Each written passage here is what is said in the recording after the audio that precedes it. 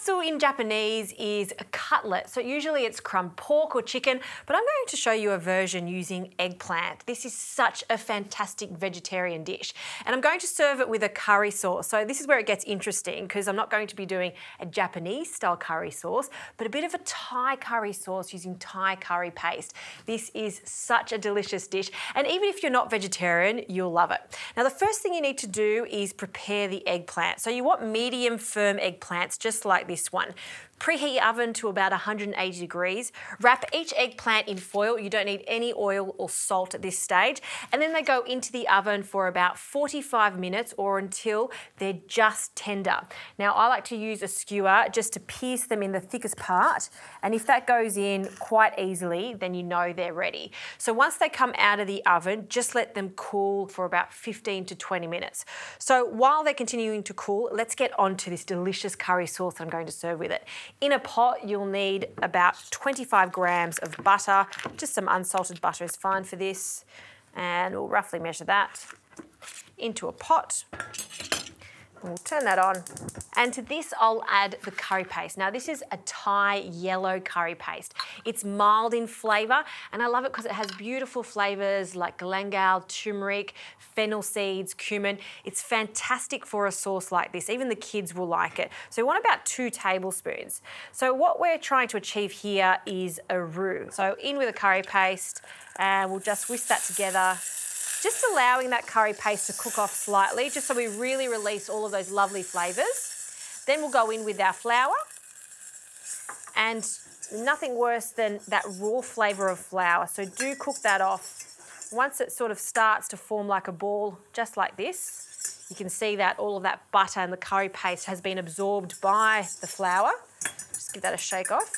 Little by little, we're going to add our stock. Now, because it's a vegetarian dish, I've got a vegetable stock, so we'll add a little bit, whisk it in. Once it's smooth and thick, we'll add a little bit more of that vegetable stock, and just like you're making a white sauce, we'll add it all in, bring it to the boil until it's thick.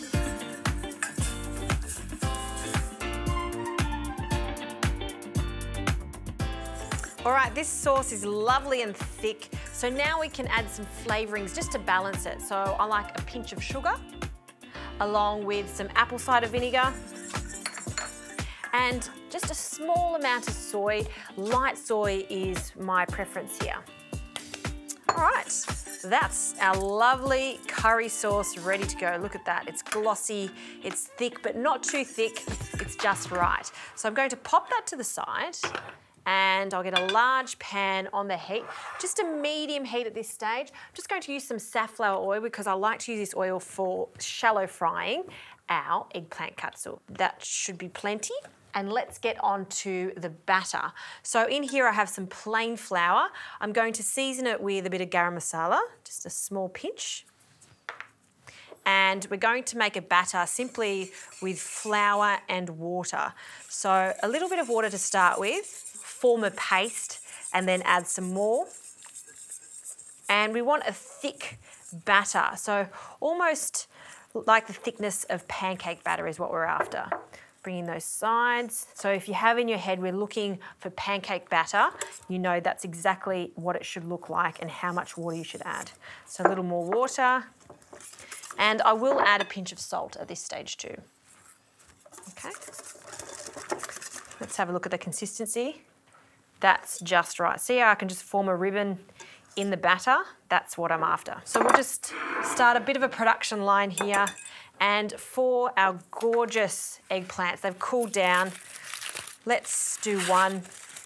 Open that up. You can see the skins are still on. And this is where you want to be quite delicate. We want to keep its shape, so we just want to cut the skin off, and just little by little, we're going to peel it away. So by leaving it in that foil, what happens is it makes it so much easier to take the skins off. And if you want to speed up this process, what you can do is just grab your knife and just very carefully peel away at it like this, or thinly slice. If you're going to thinly slice it, just be sure you don't take too much of that flesh. All right, you can see that it's slightly fiddly, but totally worth it just to keep its shape, because we want to form that cutlet. Now, I love doing this with eggplant because eggplant is so meaty. And now what we want to do is press it down so it forms that cutlet shape. So I like to grab a fork and just starting at the base, just break it slightly so it still has its shape, but we've got a little cutlet there. Oh, look at that. So good. Okay, now we're going to place this into our garam masala batter. So in that goes, and we just want to batter it on both sides. And you can see why it needs to be thick because it needs to coat all of that lovely flesh. Shake off the excess, you don't want too much. Looking good. And then into the panko crumb. And I'm just holding the top there because I don't want that top to be crumbed. I just want to show that off. So press down on it on both sides. You can see how that batter really acts like the glue to this. And that's our first one done. Straight into the oil. Now everything's cooked here, so all we need is that to become golden brown and crispy. Eggplant katsu has come out of the oil. You do want to put it on a rack just like this so any excess oil does drip away and we've got crispy, crispy crust. I've also prepared just a little salad to go with it. You want something quite crunchy, so I've got some cabbage, I've got wombok today, some spring onions, I've used the green part of the spring onion, and some carrot, and just give it just a really light toss. I'm actually just going to keep it as is, just with a small pinch of salt, just to break it down slightly, and just leaving it super, super crunchy because it's all about that delicious sauce that we've made. All right, let's pop that to the side and let's cut this eggplant katsu. So onto the board, sharp knife, and we're just going to cut it into that classic katsu style, which is into strips. And you see it holds its shape nicely, straight onto a plate.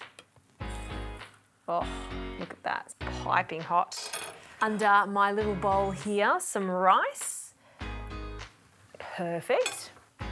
And a little mound of our salad on the side. In Japan, they would just serve it simply with cabbage, but I like the addition of the spring onions and the carrot. For our delicious sauce, well, we can drizzle that straight over our eggplant. Straight in the middle. And you don't have to go too crazy with it, just a small amount goes a long way. That is a lovely rendition of katsu using eggplant and a curry sauce with a twist using that Thai yellow curry paste.